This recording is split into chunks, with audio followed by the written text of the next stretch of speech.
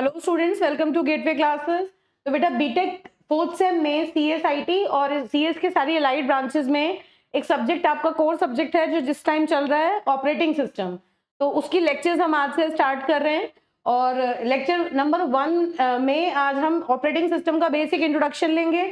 Operating system के components को देखेंगे। कर्नल एक बहुत इंपॉर्टेंट कोर कंपोनेंट है ऑपरेटिंग सिस्टम का, उसके बारे में थोड़ा सा आइडिया लेंगे और फिर ऑपरेटिंग सिस्टम की सर्विसेज और इससे जुड़े हुए जितने भी एकेटीयू में प्रीवियस ईयर में क्वेश्चंस आए हैं वो भी इस लेक्चर में आपके कवर अप हो जाएंगे। ठीक है, और this is the syllabus of unit 1। ये यूनिट 1 का सिलेबस है आपका ऑपरेटिंग सिस्टम का। इसमें क्या क्या चीजें पढ़ेंगे हम उनके बारे में एक बार देख लेते हैं। देखिए, ऑपरेटिंग सिस्टम का बेसिक नो हाउ, जब भी हम कोई सब्जेक्ट पढ़ते हैं तो उसका जो बेसिक जो उसकी जानकारी होती है वो सारी आपको यूनिट 1 में मिलती है ना। डिफरेंट टॉपिक्स हम क्यों पढ़ रहे हैं, क्या है उसका जो बेसिक इंट्रोडक्टरी पार्ट है वो सारा यूनिट 1 में कवर होता है। तो ऐसे ही ऑपरेटिंग सिस्टम, उसके basic functions, what are the main classifications of operating system, types of operating systems, है ना। और फिर उसके बाद ऑपरेटिंग सिस्टम के structure, importantly layered structure, system components, services, different type के कर्नल्स और उनके स्ट्रक्चर्स, ये सारी चीजें हम यूनिट 1 में कवर करेंगे। कंपैरेटिवली छोटी यूनिट है तो मेरे ख्याल से 4-5 लेक्चर्स में ये आपकी यूनिट वाइंड अप हो जाएगी। कंप्लीटली थियोरेटिकल यूनिट है, यहाँ से कोई न्यूमेरिकल एग्जाम में नहीं आता और बड़ी इजी यूनिट है। बिल्कुल थियोरेटिकल कंसेप्ट है और बहुत ईजी है। थोड़ा थोड़ा आप एक बार में आपको सारी चीजें समझ में आ जाएंगी। ठीक है, तो स्टार्ट करते हैं। तो देखिए, जिन बच्चों को नहीं पता उनको मैं बता देती हूँ कि एकेटीयू में बीटेक फोर्थ सेम के सीएस और उसकी सारी अलाइड ब्रांचेस के लिए गेटवे क्लासेस की एप्लीकेशन में ऑलरेडी कॉम्बो पैक आपका लॉन्च हो चुका है, जिसमें आपको सारे 5 सब्जेक्ट्स जो आपके चल रहे हैं फोर्थ सेमेस्टर में बेटा वो आपको अवेलेबल हो जाएंगे। तो जो भी बच्चे इंटरेस्टेड हैं वो एप्लीकेशन में जाके और रिक्वेस्ट कर सकते हैं। आप लोग कोर्स परचेज टाइमली कर सकते हैं ताकि टाइमली आप अपनी पढ़ाई को कर सकें। लास्ट मोमेंट पर जो हैसल्स होते हैं जिसमें बहुत जल्दी जल्दी आप ठीक से कुछ भी नहीं पढ़ पाते, उस चीज को आप टाइमली अवॉइड कर सकते हैं। हमेशा अपनी पढ़ाई को समय से शुरू करना चाहिए। ठीक है, तो स्टार्ट करते हैं पढ़ना।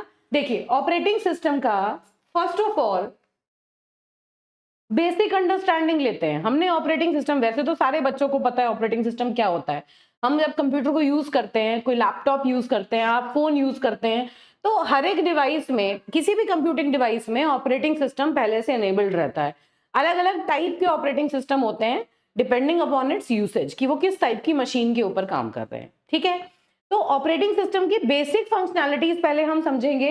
ये पूरा थियोरेटिकल टॉपिक है, लिखने को आता है ऑपरेटिंग क्या है, इसकी फंक्शंस क्या है, इसकी डेफिनेशन बताओ, वो सारी थियोरेटिकल चीजें यहाँ पर लिखी है। पहले इसकी एक एब्स्ट्रैक्ट अंडरस्टैंडिंग लेते हैं, उसके बाद हम थ्योरी पे आएंगे। ठीक है, क्योंकि थ्योरी को रीड आउट करके टाइम वेस्ट करने से कोई फायदा नहीं है। सबसे पहले हम इसकी बेसिक अंडरस्टैंडिंग पे आ जाते हैं। देखिए बेटा, इससे पहले भी ऑपरेटिंग सिस्टम आपने पढ़ा है। फर्स्ट ईयर में जब आपने पीपीएस पढ़ा था, वहां पर भी यूनिट 1 में एक टॉपिक था operating system, types of operating system, functions of operating system. बस उन्हीं चीजों को थोड़ा सा इलैबोरेटेड मैनर में हम यहाँ पढ़ रहे हैं, क्योंकि यहाँ बेसिकली कोर हम ऑपरेटिंग सिस्टम का समझेंगे। ठीक है, अब देखिए हमारे कंप्यूटर में कितने लेवल की हायरार्की होती है, कितने लेवल पर चीजें अलग अलग काम करती हैं, पहले वो समझते हैं। ठीक है, सबसे इंटरनल लेवल 0 पर हमारा कंप्यूटर हार्डवेयर होता है। कंप्यूटर बेसिकली क्या है, एक डिजिटल डिवाइस है। डिजिटल कंप्यूटर बेसिकली क्या है, एक डिवाइस है, इलेक्ट्रॉनिक डिवाइस है, जो कि यूजर के इनपुट्स के अकॉर्डिंग, यूजर के इंस्ट्रक्शंस के अकॉर्डिंग जितने भी ऑपरेशंस होते हैं उनको कैरी आउट करके उनके जो रिजल्ट्स होते हैं वो यूजर को वापस दे देती है। और अगर बीच में कोई इंटरमीडिएट इन्फॉर्मेशन है या जो कि आपको टेम्परेरीली सेव करनी है, या कोई इन्फॉर्मेशन फाइल की फॉर्म में आपको परमानेंटली सेव करनी है, तो कंप्यूटर के अंदर स्टोरेज मैकेनिज्म्स होते हैं जहां पर आप अपनी इन्फॉर्मेशन को परमानेंट स्टोरेज कर सकते हैं। ठीक है, अब तो बेसिकली कंप्यूटर में काम जब होता है, जो भी काम करता है वो कौन करता है, हार्डवेयर करता है। कंप्यूटर के 2 पार्ट होते हैं, सॉफ्टवेयर होता है और हार्डवेयर होता है। ये बेसिक चीजें हैं जो आपको पता है। तो कंप्यूटर में जो बेसिक चीजें हैं, जितनी भी ऑपरेशंस हैं, जो भी आपको काम करने हैं, कंप्यूटर बनाया किस लिए गए हैं, वो सारी चीजें हार्डवेयर का काम है। Every operation is being carried out by the hardware. अब इंपॉर्टेंट बात क्या है, क्या यूजर और वो सॉफ्टवेयर जिनके ऊपर आप काम कर रहे हैं, आप कंप्यूटर पर बैठते हैं, आप वेब ब्राउजर ओपन करते हैं, आप अपना कोई गेम खेल रहे हैं, आपने वर्ड का कोई डॉक्यूमेंट खोला, आपने उसमें लिखना स्टार्ट कर दिया, क्या आप या आपका जो वो सॉफ्टवेयर है जिसके ऊपर आप काम कर रहे हैं, उसको हम क्या कहते हैं? Application software. कोई भी थर्ड पार्टी सॉफ्टवेयर जो किसी स्पेसिफिक यूज के लिए बनता है, उसको हम एप्लीकेशन सॉफ्टवेयर कहते हैं, है ना? एक पर्टिकुलर स्पेसिफिक नीड के लिए एक एप्लीकेशन क्रिएट की जाती है। जैसे आपके फोन में डिफरेंट डिफरेंट एप्लीकेशंस होती है, ठीक है? जैसे कोई डिफरेंट गेम्स आपने खोले, डिफरेंट मैकेनिज्म, बहुत सारे अलग अलग ऑपरेशंस के लिए आपने एक पीडीएफ रीडर अपने फोन में डाउनलोड कर रखा है ना? आपने किसी वेबसाइट को डाउनलोड किया हुआ है, किसी शॉपिंग वेबसाइट की एप्लीकेशन आपने डाउनलोड की हुई है। तो मतलब क्या हुआ कि ये वो सारे एप्लीकेशन प्रोग्राम्स हैं जो किसी स्पेसिफिक काम को करने के लिए बनाए गए हैं। तो आप हमेशा उन एप्लीकेशन प्रोग्राम्स को ओपन करेंगे और एप्लीकेशन प्रोग्राम्स के ऊपर आप काम करेंगे, ठीक है? क्या आप ऑपरेटिंग सिस्टम क्या आप कंप्यूटर के हार्डवेयर से डायरेक्टली इंटरेक्ट करते हैं? नहीं। आप कंप्यूटर के हार्डवेयर से इंटरेक्ट नहीं करते। आप अलाउड ही नहीं है कंप्यूटर के हार्डवेयर से डायरेक्टली इंटरेक्ट करने के। ऐसा क्यों? क्यों?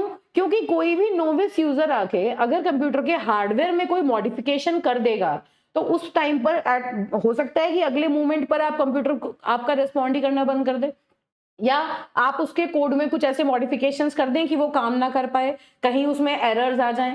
तो इसलिए कंप्यूटर के हार्डवेयर को हमेशा एक प्रोटेक्टेड मोड में रखा जाता है।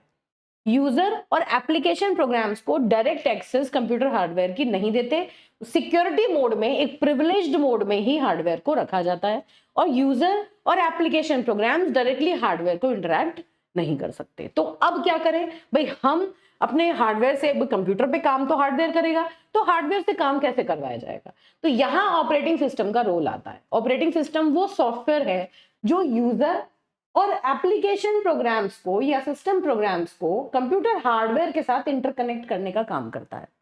ये एक इंटरफेस प्रोवाइड करता है जिसकी हेल्प से यूजर या एप्लीकेशन प्रोग्राम्स कंप्यूटर्स के साथ इंटरेक्ट कर सकते हैं। Without operating system a user can not use the hardware of the system. Any application program can not run on the hardware of the system.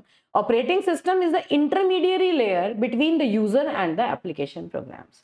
This is the most important and the first simple point about the operating system. तो operating system क्या है? ये एक ऐसा software है जो कि interface provide करता है जिसकी हेल्प से यूजर और एप्लीकेशन प्रोग्राम्स जो हैं वो सिस्टम के हार्डवेयर को यूज कर पाते हैं। अब इसके साथ साथ ऑपरेटिंग सिस्टम के और क्या काम है? क्यों ऐसा क्यों है? क्या रीजन है?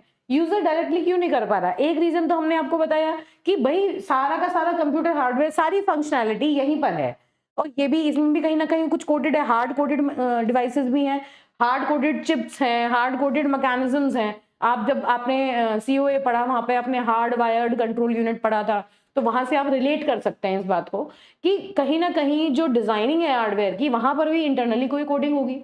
तो अगर different kind of users hardware को डायरेक्टली इंटरेक्ट कर सकते हैं, तो देयर आर चांसेस कि मल्टीपल यूजर आके, एक तो ये कैसे पता चलेगा? मान लो एक यूजर ने हार्डवेयर को ऑक्यूपाई कर लिया और दूसरा यूजर है जिसको हार्डवेयर की रिक्वायरमेंट है, तो अभी मल्टीपल यूजर्स के बीच में कोऑर्डिनेट कैसे करेंगे? क्या एक यूजर वेट करता रहेगा? एक यूजर को कैसे पता चलेगा कि एक हार्डवेयर एक यूजर ने रिलीज किया तब उसको जाके यूज करना है? तो इसलिए यूजर जो हैं वो डायरेक्टली उस काम को नहीं कर सकते। दूसरी चीज, हार्डवेयर किस तरह की इंस्ट्रक्शंस पे काम करता है, यूजर को ये बात नहीं पता। अगर यूजर को डायरेक्टली हार्डवेयर से इंटरेक्ट करना है, तो यूजर को हर काम को करने के लिए कोड लिखना पड़ेगा, हार्डवेयर स्पेसिफिक कोड लिखना पड़ेगा, तब वो जो ऑपरेशन होगा हार्डवेयर पे होगा। फिर इसे कोई दूसरा काम हार्डवेयर से कराना है तो इसे दूसरा कोड लिखना पड़ेगा।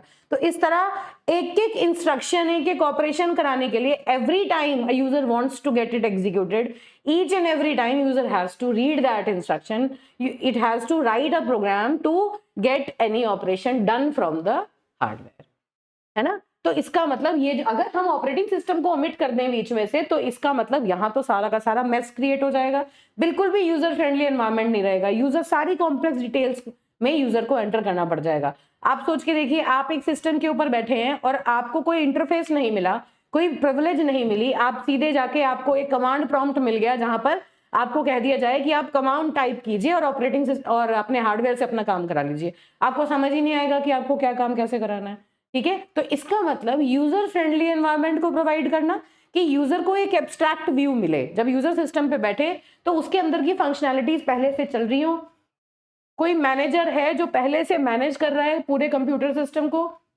आपको सिर्फ क्या करना है, आपको जो काम करना है, आपको उसकी एक रिक्वेस्ट जनरेट करनी है। उस रिक्वेस्ट को किसे जनरेट करना है, ऑपरेटिंग सिस्टम को देना है। अब वो ऑपरेटिंग सिस्टम की जिम्मेदारी है कि वो हार्डवेयर से उस काम को कैसे करा के देगा। ठीक है, तो पहली चीज क्या है कि यूजर को आपने एब्स्ट्रैक्शन प्रोवाइड कर दिया, सारी कॉम्प्लेक्स डिटेल्स को यूजर से आपने अलग कर दिया। और दूसरी इंपॉर्टेंट बात, डिफरेंट यूजर्स के बीच में सिंक्रोनाइज करने की जिम्मेदारी अब हमारी अपनी नहीं है, ऑपरेटिंग सिस्टम ये काम अपने आप करेगा।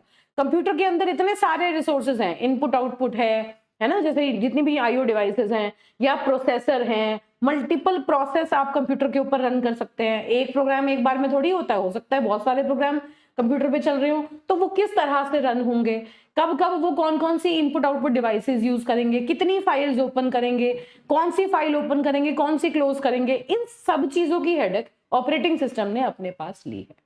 तो ऑपरेटिंग सिस्टम बेसिकली वो सॉफ्टवेयर है जो कि कंप्यूटर के सारे रिसोर्सेज को भी मैनेज करता है, उसकी सारी फंक्शनैलिटी को भी मैनेज करता है, और साथ में यूजर और एप्लीकेशन प्रोग्राम्स को भी एक इंटरफेस प्रोवाइड करता है, जिसकी हेल्प से वो कंप्यूटर के हार्डवेयर को इनडायरेक्टली यूज कर सकते हैं और उनका काम हो सकता है। ठीक है, तो मुझे लगता है इतनी बेसिक अंडरस्टैंडिंग बन गई कि क्या जरूरत है ऑपरेटिंग सिस्टम की। अब एग्जाम में लिखने के हिसाब से इसको रीड आउट करते हैं। तो देखिए, operating system is a program that manages the computer's hardware. It is a program that acts as an interface between the system hardware and the user. It handles all the interactions between the software and the hardware. ये सारी बातें जो हम बता चुके हैं उन्हीं को हमने यहाँ थ्योरी में लिखा है. It provides the basis for application programs and acts as an intermediary between the computer user and the computer hardware. It performs all the functions like handling memory, processes, interaction between the hardware and software. जितने भी resources होते हैं या computer के जितने भी basic functions हैं उन सबको हैंडल करने का काम भी ऑपरेटिंग सिस्टम का है. तो basically it is a program running at all times on the computer. This is important. Operating system वो प्रोग्राम है, अगर आपका कंप्यूटर चल रहा है तो जब तक आपका सिस्टम चल रहा है तब तक ऑपरेटिंग सिस्टम परमानेंट आपके सिस्टम में रन करता रहेगा. और मोस्ट इंपॉर्टेंटली ऑपरेटिंग सिस्टम का कौन सा part, heart of the operating system, और you can say core of the operating system, which is known as colonel.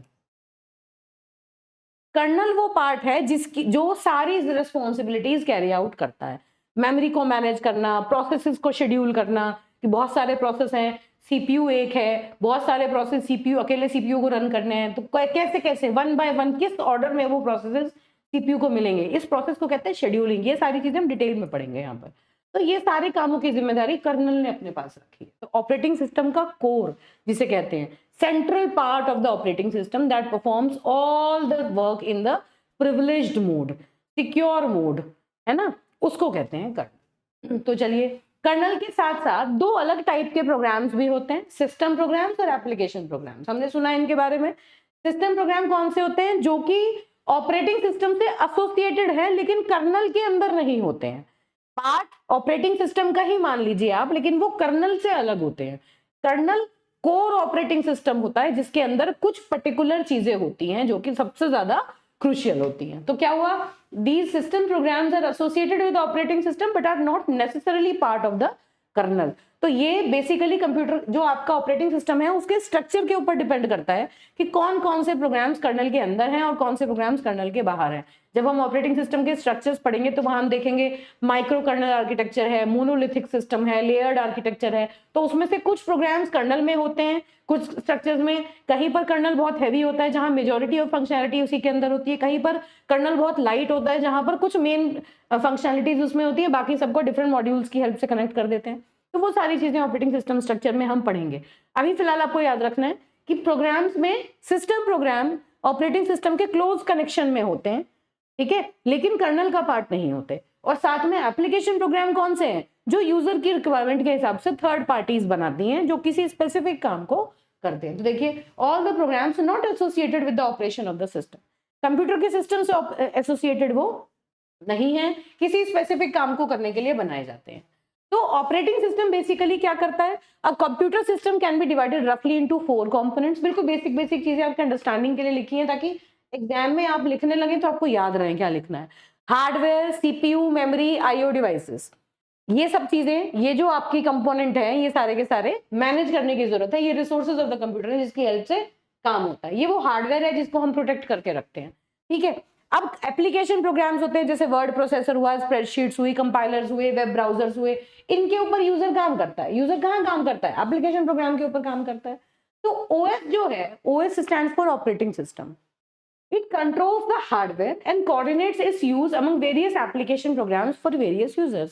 अलग अलग यूजर हैं, अलग अलग एप्लीकेशन प्रोग्राम्स हैं, इन सब ये सारे जब आपके सिस्टम को यूज करेंगे तो इनके बीच में सारा कोऑर्डिनेशन बनाना, कंप्यूटर के सारे रिसोर्सेज किस तरह एलोकेट किए जाएंगे, कैसे वापस लिए जाएंगे, किस तरह फाइल्स बनेंगी, मैनेज होंगी, वो सारी रिस्पॉन्सिबिलिटी आपके ऑपरेटिंग सिस्टम की होती है।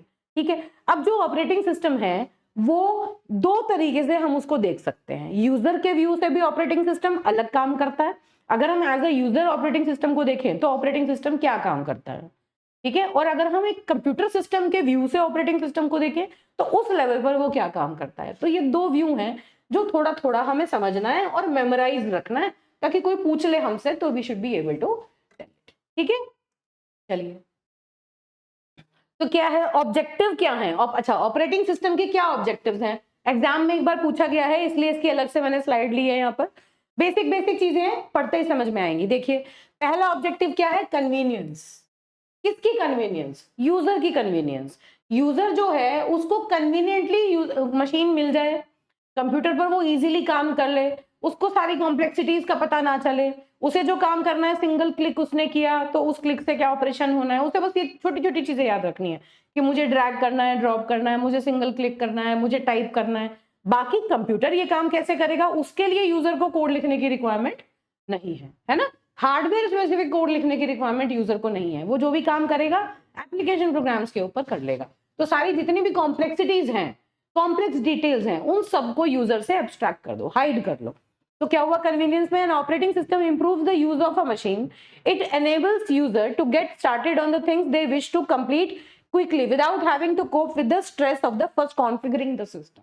कॉन्फ़िगर करने की जरूरत नहीं है, यूजर को कुछ नहीं करना, सब कुछ करा कराया उसको मिलता है, उसको बस आना है, अपना काम करना है और चले जाना है। सिस्टम को मैनेज करने की जरूरत उसकी नहीं है, पहली चीज।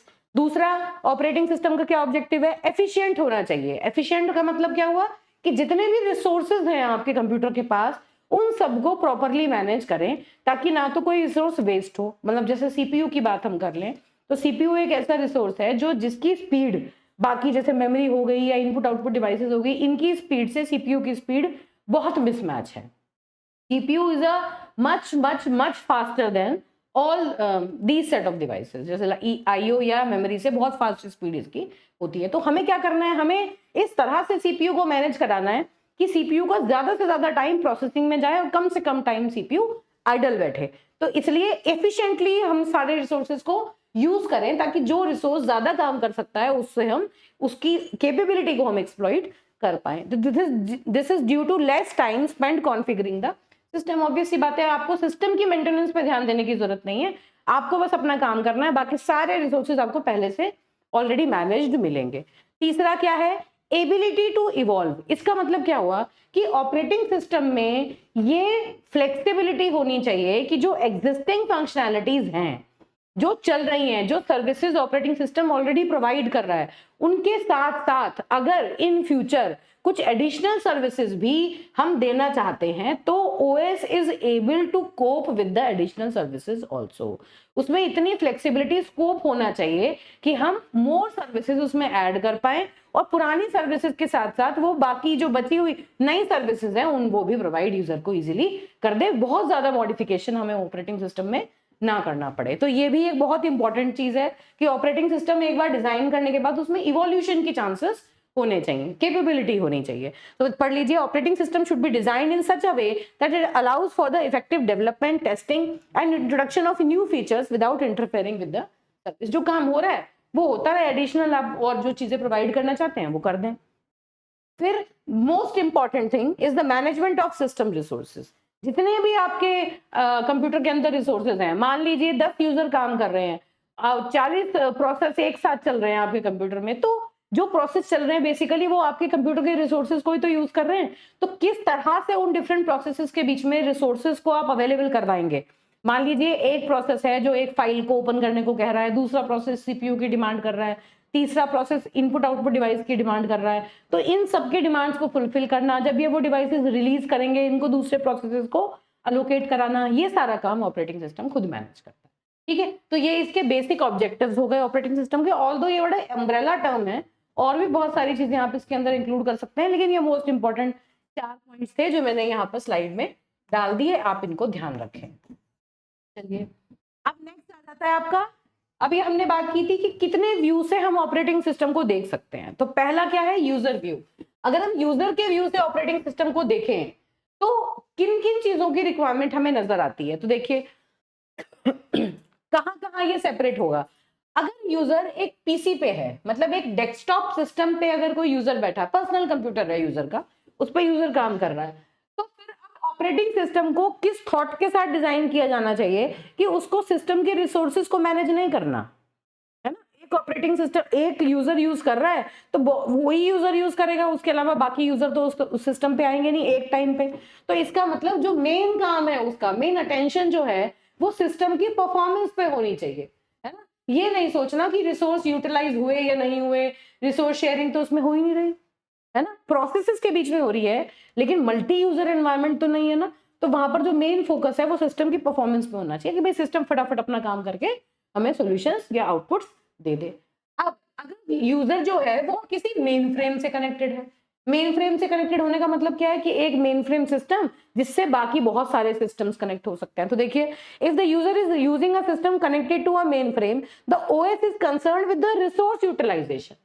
मतलब बहुत सारे कंप्यूटर्स अगर एक मेन फ्रेम सिस्टम के रिसोर्सेज को अगर शेयर कर रहे हैं, तो उस केस में जो रिसोर्सेज हैं उनको यूटिलाइज करना मेन अटेंशन ऑपरेटिंग सिस्टम का होना चाहिए। तो ऑपरेटिंग सिस्टम ये अश्योर करता है कि जितने भी रिसोर्सेज हैं, जैसे सीपीयू है, मेमोरी है, आईओ डिवाइसेज हैं, इनको प्रॉपर्ली यूनिफॉर्मली उन सब कंप्यूटर्स के बीच में या सिस्टम्स के बीच में डिवाइड करें ताकि एफिशिएंटली इन्हें हम यूज कर पाए। ठीक है, ऐसा ना हो कि हमने एक को सीपीयू दे दिया, इनडेफिनेट टाइम तक उसको सीपीयू दे दिया, बाकी सारे प्रोसेसर का वेट कर रहे हैं, है ना। अगर एक प्रोसेस मेमोरी में है तो हम दूसरे को मेमोरी में एंटर नहीं करने दे रहे हैं, तो दूसरा वाला मेमोरी को एक्सेस ही नहीं कर पा रहा है। तो कहने का मतलब क्या हुआ कि जितने भी आपके रिसोर्सेज हैं उनको इस तरह से फेयरली डिस्ट्रीब्यूट कीजिए कि सबको कुछ कुछ अमाउंट ऑफ रिसोर्सेज मिलते रहे और सबका काम आगे बढ़ता रहे। ठीक है, अब अगर यूजर किसी वर्कस्टेशन के पास है, किसी वर्कस्टेशन पर बैठा हुआ है, तो उस केस में वर्कस्टेशन बेसिकली क्या करते हैं, एक नेटवर्क के थ्रू बहुत सारे वर्कस्टेशन से कनेक्टेड है। हम ये कह सकते हैं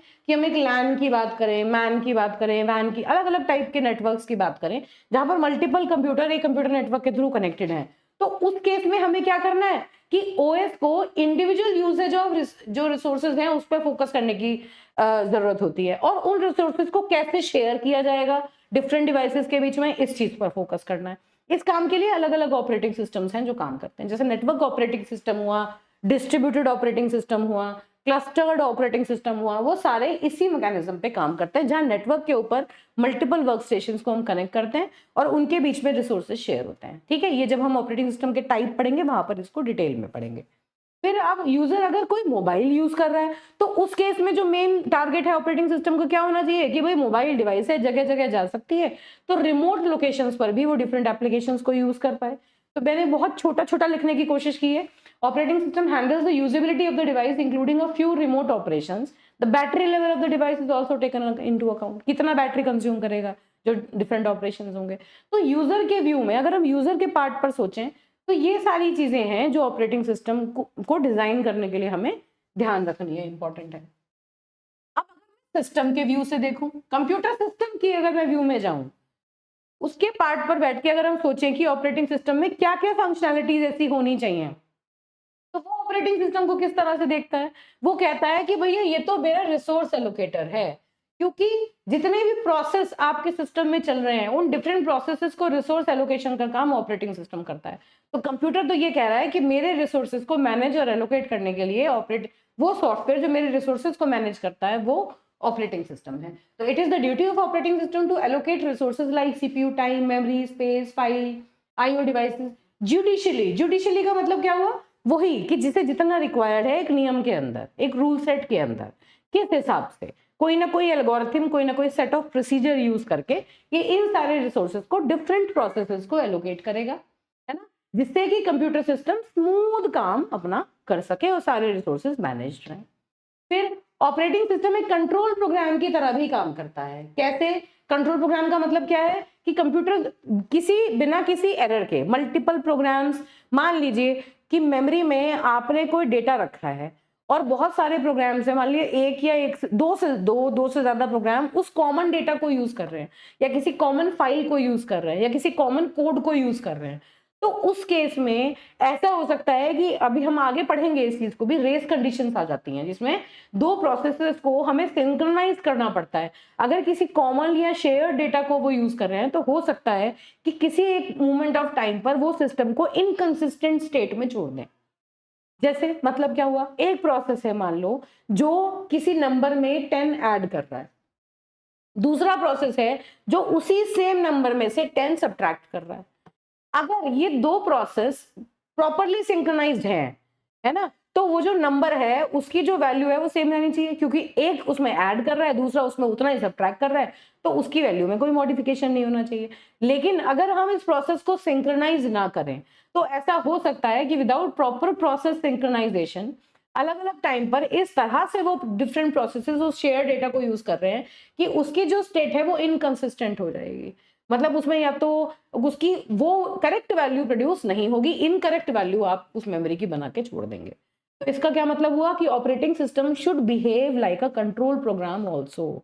जितने भी प्रोसेसेस हैं जो सिस्टम को यूज कर रहे हैं वो उनको विदाउट एरर चला दे, सिस्टम को कंसिस्टेंट स्टेट में ही हमेशा रखे, और अगर कहीं प्रॉब्लम है तो operating system should be able to cope with that problem और कोप विद दैट इशू। ठीक है, तो सिस्टम के व्यू से ऑपरेटिंग सिस्टम की जिम्मेदारी है इन सब चीजों को मैनेज करना। तीसरी चीज क्या है, operating system can also be viewed as a way to make using hardware easier. वही हमने बात कही कि भाई जो हार्डवेयर है उसको यूज कर ले यूजर, उसके लिए हार्डवेयर को यूज करना आसान बनाने का काम भी ऑपरेटिंग सिस्टम का है। हार्डवेयर कहेगा कि भाई मुझे नहीं पता, मैं तो बैठा हूं, मैं काम कर दूंगा, लेकिन मैं काम करूंगा यूजर का, यूजर से रिक्वेस्ट लाना, मैं जो काम करूं मेरे आउटपुट्स यूजर तक पहुंचाना, इन सब के बीच में कोऑर्डिनेट कराना, ये सिर्फ ऑपरेटिंग सिस्टम का काम है। तो हार्डवेयर ऑपरेटिंग सिस्टम के ऊपर ये रिस्पॉन्सिबिलिटी देता है।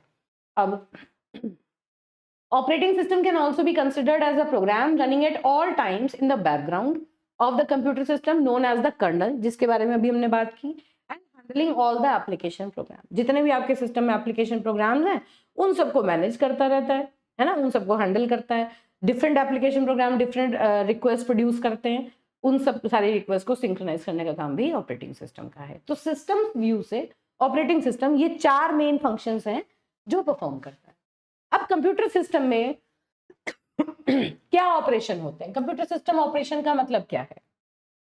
तो देखिए, इस चीज को समझने के लिए पहले थोड़ी सी अंडरस्टैंडिंग लेते हैं कि जब भी हम अपने कंप्यूटर को स्विच ऑन करते हैं, बेसिकली कंप्यूटर जो आपका ऑपरेटिंग सिस्टम है वो कब रोल में आता है ना, किस तरह से आता है।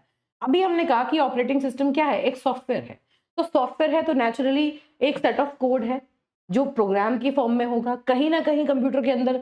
अब आप जितनी बार अपने सिस्टम को ऑन करते हैं, मान लीजिए आपके पास विंडोज ऑपरेटिंग सिस्टम है अपने डेस्कटॉप पे या लैपटॉप पे, आपने जितनी बार अपने कंप्यूटर को ऑन किया उतने बार एक यूजर इंटरफेस लोड होता है, कुछ सेकंड्स का टाइम लगता है आपके सिस्टम को ऑन होने में। तो ऑपरेटिंग सिस्टम एक इंटरफेस है जिसकी हेल्प से आप जो मशीन है उससे इंटरेक्ट करते हैं, है ना।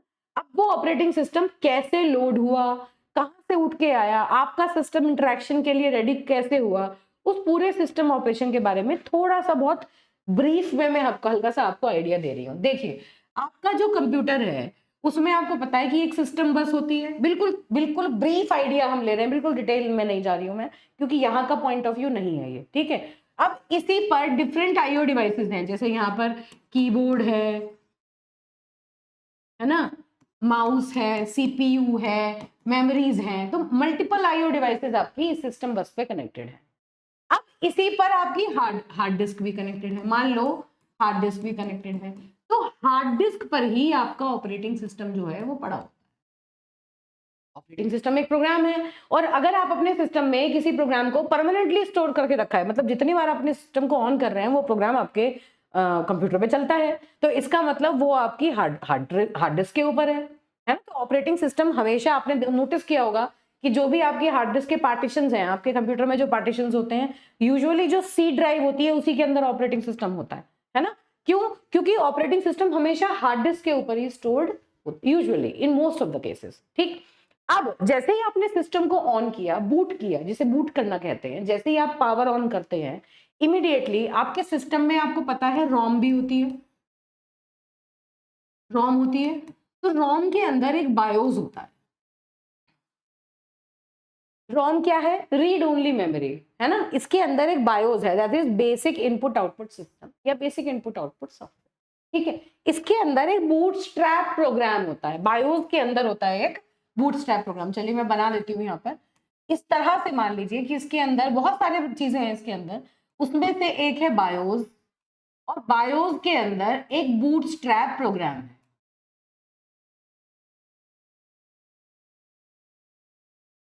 ठीक है। ये बूटस्ट्रैप प्रोग्राम बेसिकली क्या करता है? ये एक तो आपके सिस्टम को इनिशियलाइज कर देता है, जितने भी हार्डवेयर आपके सिस्टम पे होते हैं कनेक्टेड, उनको इनिशियलाइज करता है। और साथ में ये, क्योंकि आपका सिस्टम जब लोड होगा, जब यूजर इससे इंटरेक्ट करेगा, तो क्या कहा हमने कि ऑपरेटिंग सिस्टम इंटरफेस प्रोवाइड करेगा, या ऑपरेटिंग सिस्टम ही रिसोर्स मैनेजर है जो सारे रिसोर्सेज को मैनेज करेगा। तो सबसे पहले अगर आप किसी होटल में या किसी डेस्टिनेशन पर जाते हैं, तो जो उस होटल का या डेस्टिनेशन का मैनेजर होता है, आप सबसे पहले उसी के पास पहुंचते हैं, है ना? वो मैनेजर ही आपको इंटरेक्शन प्रोवाइड करता है। वो बात अलग है, उस मैनेजर ने मल्टीपल मॉड्यूल बना रखे हैं, उस मैनेजर ने एक बंदा रिसेप्शन पे बिठा रखा है, एक बंदा डोर पे है, एक बंदा मेन गेट पे है। तो बेसिकली क्या है, वो मैनेजमेंट का पार्ट है, ठीक है। तो अब जब ये ऑपरेटिंग सिस्टम आपको एनी हाउ, इस ऑपरेटिंग सिस्टम को आपको लोड करके इसे एग्जीक्यूट करवाना है। तो अब जब सिस्टम ऑन किया आपने, तो ये जो बूटस्ट्रैप प्रोग्राम है, ये कंप्यूटर के जितने भी डिवाइसेस हैं, अटैच्ड डिवाइसेस, उन सब पर ऑपरेटिंग सिस्टम को लोकेट करेगा, और ऑपरेटिंग सिस्टम को उठा के ये कहां लेके आएगा? रैम में लेके आएगा। क्यों? क्योंकि हमें पता है कि सीपीयू के डायरेक्ट कॉन्टैक्ट में कौन होती है? रैम। और रैम वो मेमोरी है कि एक टाइम पर आपके कंप्यूटर में जितनी भी चीजें एग्जीक्यूट हो रही हैं, वो सारी की सारी रैम में होनी चाहिए। तो ये क्या करेगा? ऑपरेटिंग सिस्टम को उठाएगा और रैम में लोड करेगा। एक बात है। अब इंपॉर्टेंट बात क्या है, यहीं से मैं इसी एक स्लाइड से बहुत सारा ओवरव्यू आपको दे रही हूं, ताकि थ्योरेटिकल जहां जहां स्लाइड्स हैं वहां पर हम थोड़ा सा क्विकली आगे प्रोसीड कर जाएंगे। अब बेटा देखिए, ये जो रैम है, इस रैम के बारे में हम ओपन करके बात करते हैं। चलिए मैं थोड़ा सा और इसको ढंग से बना देती हूँ ताकि आप इसे अच्छे से समझ पाए। मान लीजिए ये आपकी रैम है, या इन जनरल में सिंपल मेमोरी, प्राइमरी मेमोरी जिसे कह देते हैं। अब इस रैम में क्या होता है, दो तरह के स्पेस होते हैं।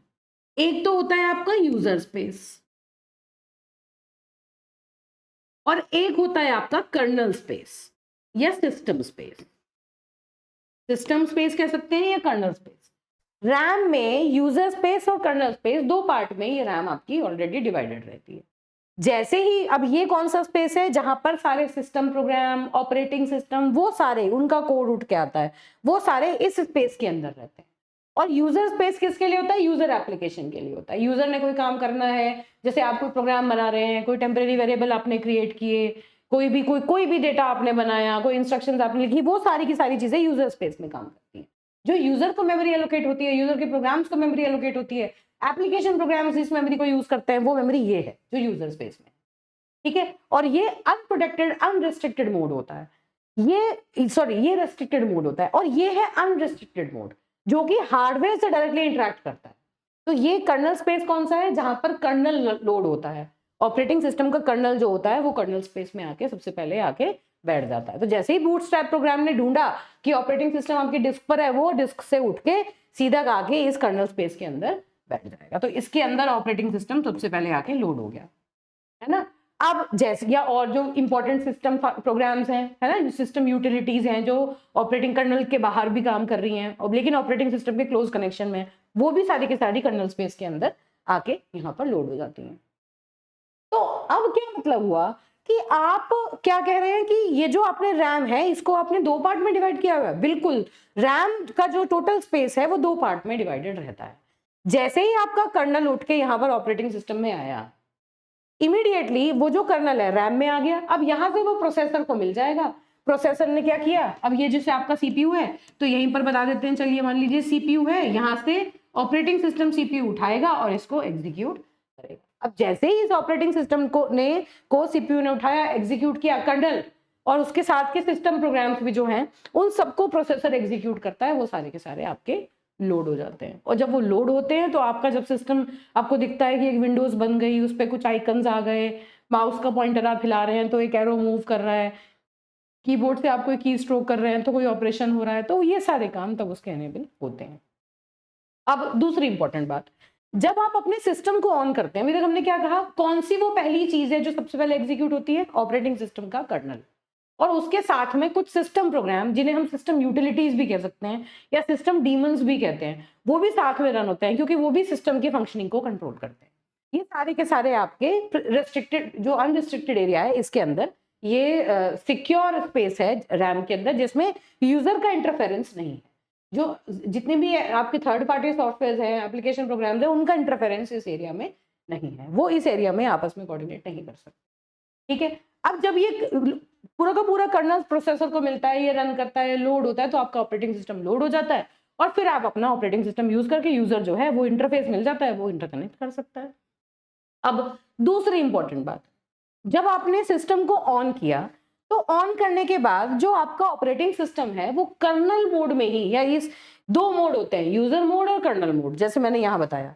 जब हम यूजर मोड में काम करते हैं, जब सिस्टम यूजर मोड में काम करता है तो यूजर स्पेस को एक्सेस करता है, और जब सिस्टम कर्नल मोड में होता है, सिस्टम मतलब आपका ऑपरेटिंग सिस्टम या आपका कंप्यूटर सिस्टम जब यूजर मोड के अंदर काम कर रहा है तो वो ये स्पेस यूज करेगा, और जब वो कर्नल मोड में होगा तो वो इस वाले स्पेस को यूज कर पाएगा। वो जो रेस्ट्रिक्शंस हैं हार्डवेयर को डायरेक्टली यूज करने वाली, वो हट जाएंगी।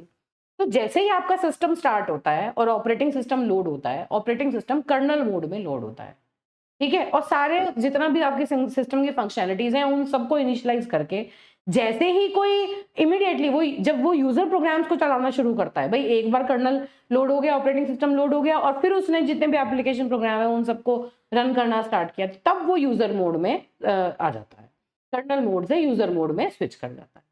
ठीक है, अब यूजर मोड में आने के बाद आप जब उससे इंटरैक्ट करते हैं, आप कोई इंटरप्ट जनरेट करते हैं, मान लीजिए आपने माउस से कुछ प्रेस किया या आपने कीबोर्ड से कुछ किया, तो उस केस में क्या होता है, एक इंटरप्ट जाता है, एक सिग्नल जाता है ऑपरेटिंग सिस्टम को। User with the help of some software एक इंटरप्ट जनरेट होता है और वो इंटरप्ट सिग्नल देता है ऑपरेटिंग सिस्टम को कि yes there is some work for you to do. कैसे होता है, सिस्टम कॉल के थ्रू। तो जो एप्लीकेशन सॉफ्टवेयर होते हैं या यूजर जब काम करता है, तो जब हम कोई इंटरप्ट जनरेट करते हैं, हम कोई भी रिक्वेस्ट करते हैं हार्डवेयर को एक्सेस करने के लिए, तो वो रिक्वेस्ट जो होती है उसको रिक्वेस्ट को हम कहते हैं सिस्टम कॉल। याद रखेंगे इस बात को आप, उसे कहते हैं हम सिस्टम कॉल या मॉनिटर कॉल। वो सिस्टम कॉल वो रिक्वेस्ट होती है जिसकी हेल्प से ऑपरेटिंग सिस्टम को पता चलता है कि अच्छा अब मुझे करने के लिए कुछ काम करना है। अब जैसे ही वो सिस्टम कॉल आती है, ऑपरेटिंग सिस्टम सिस्टम कॉल को देखता है और इमीडिएटली कर्नल मोड में स्विच कर जाता है। ऑपरेटिंग सिस्टम स्विच करता रहता है यूजर मोड से कर्नल मोड में, कर्नल मोड से यूजर मोड में। तो ऑपरेटिंग सिस्टम स्विच कर जाता है कर्नल मोड में, हार्डवेयर से सारा काम कराता है और फिर सारा काम करा के वापस यूजर मोड में सिस्टम को करके छोड़ देता है और यूजर को कंट्रोल दे देता है। ठीक है, तो इस तरह से ऑपरेटिंग सिस्टम यूजर मोड में और कर्नल मोड में, दो मोड्स में रहता है। अब हार्डवेयर को कैसे पता चलेगा? भाई हार्डवेयर में भी तो ऐसी कोई फंक्शनैलिटी होनी चाहिए ना जिससे पता चले कि ऑपरेटिंग सिस्टम यूजर मोड में कब है और कर्नल मोड में कब है। तो हार्डवेयर सपोर्ट के लिए एक पर्टिकुलर बिट होती है जिसे हम मोड बिट कहते हैं। उस बिट की वैल्यू या तो 0 होती है या 1 होती है। तो अगर कर्नल मोड में जाना है तो उस बिट को 0 सेट कर देते हैं, अगर आपको यूजर मोड में रहना है ऑपरेटिंग सिस्टम को तो वो बिट जो होती है वो 1 सेट हो जाती है। अभी हम एक एक करके इस चीज को देखेंगे। तो बेसिक अंडरस्टैंडिंग ये हुई कि जब सिस्टम आपका स्टार्ट हुआ तो जो ऑपरेटिंग सिस्टम है वो कर्नल मोड में स्टार्ट होता है और फिर जब सारी एप्लीकेशन वो लोड कर देता है, सारा प्रोग्राम रेडी हो जाता है, तो उसके बाद वो यूजर मोड में डिफरेंट यूजर एप्लीकेशन प्रोग्राम्स को रन करवा देता है। ठीक है, पढ़िए इसको अब देखिए। When a computer is powered on, it needs to have an initial program, bootstrap program to run. It is stored with ROM or PROM, जैसा भी किसी जनरल्स में होता है.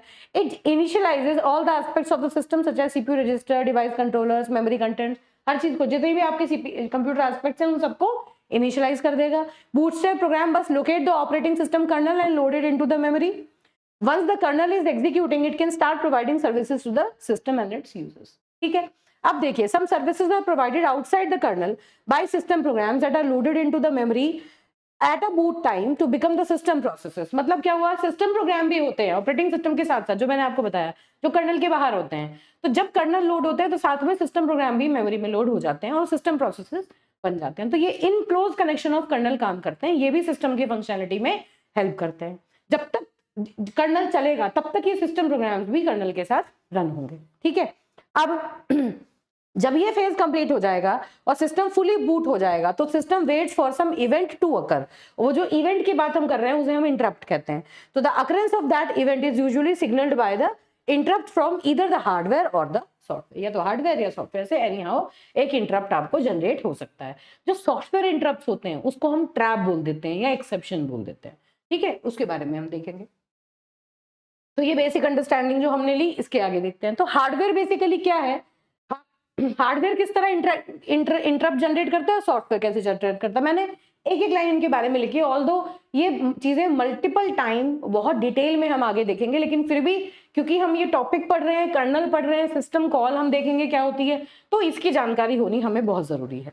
तो देखिए ये क्या है, हार्डवेयर कैसे एक सिग्नल प्रोसेसर को भेज के सिस्टम बस की हेल्प से कोई सिग्नल जनरेट करता है, उसको हम कंट्रोल सिग्नल कहते हैं, वो इंटरप्ट की फॉर्म में जाता है। फिर ऐसे ही सॉफ्टवेयर जो है वो सिस्टम कॉल जनरेट करके ही एक इंटरप्ट करता है, जिसे हम ट्रैप या एक्सेप्शन बोलते हैं। तो कंप्यूटर सिस्टम आर्किटेक्चर में जो भी हम यहाँ पर फिलहाल मैं जो डिस्कशन करूंगी, मैं वो सिंगल प्रोसेसर सिस्टम के ऊपर डिस्कशन करूंगी। मतलब एक ऐसा सिस्टम जहां पर एक सिंगल प्रोसेसर है, यूनी प्रोसेसर सिस्टम है, एक सीपीयू है जिसकी सारे काम करने की जिम्मेदारी है ना। एक मेन सीपीयू है जो कि जनरल पर्पस सारे इंस्ट्रक्शन सेट है उसके पास, वो सबको रन करता है, और साथ में कुछ अलग कंट्रोलर्स हैं जैसे डिवाइस कंट्रोलर्स हैं और आईओ मैनेजर्स हैं जो उसके साथ इन कंजंक्शन विद सीपीयू काम करता है। मेन प्रोसेसर एक ही है, उसके साथ मल्टीपल टाइप के अलग कंट्रोलर्स हैं या प्रोसेसर हैं जो डिवाइस स्पेसिफिक काम करते हैं।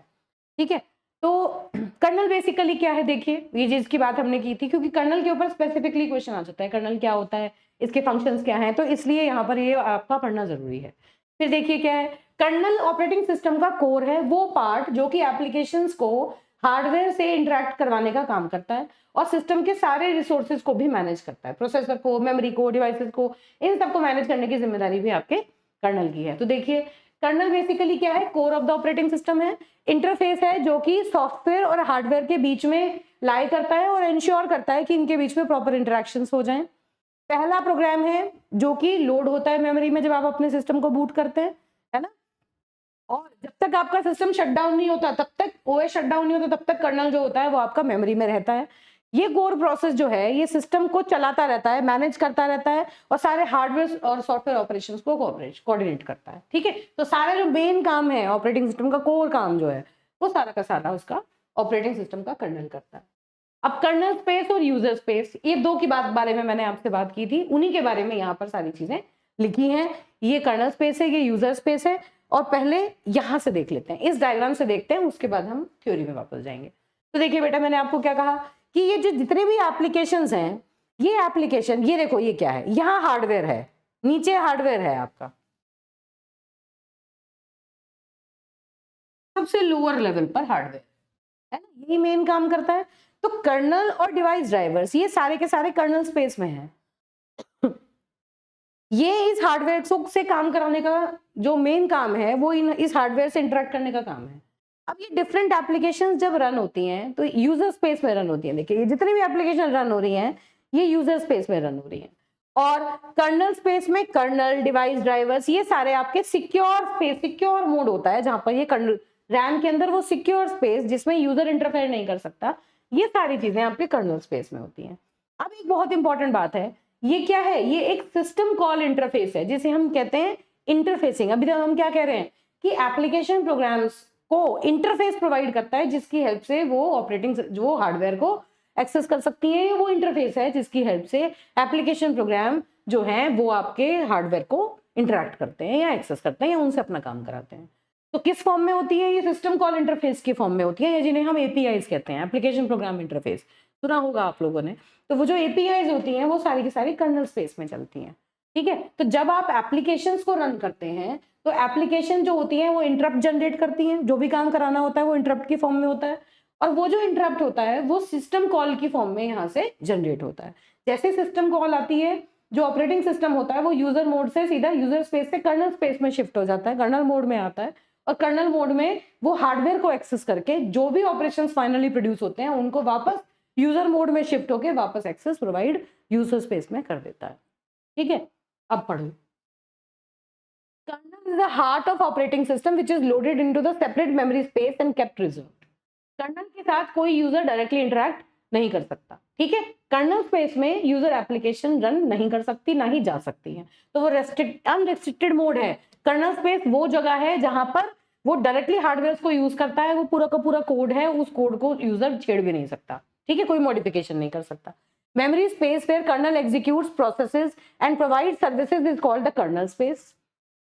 The kernel has unrestricted access to the system's hardware.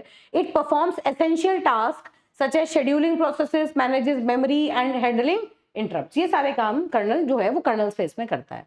Device driver, networking stacks, memory management, ये सारी की सारी आपकी कर्नल स्पेस में होती है। मोस्ट इंपॉर्टेंट है।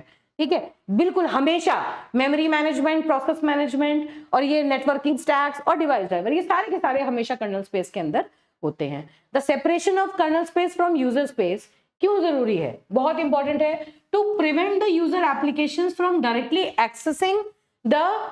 एक्सेसिंग और corrupting the critical system resources. भाई आप हार्डवेयर को, यूजर को डायरेक्ट अगर आप कह दोगे आप हार्डवेयर में कोड में चेंज कर दो, हार्डवेयर में कोई मॉडिफिकेशन कर दो, तो फिर अगर यूजर ने मॉडिफिकेशन कर दिया तो वो तो करप्ट कर सकता है हार्डवेयर को, है ना। हो सकता है वो फर्दर फंक्शन ना कर पाए, तो इसलिए प्रोटेक्टेड मोड में हार्डवेयर को रखा जाता है।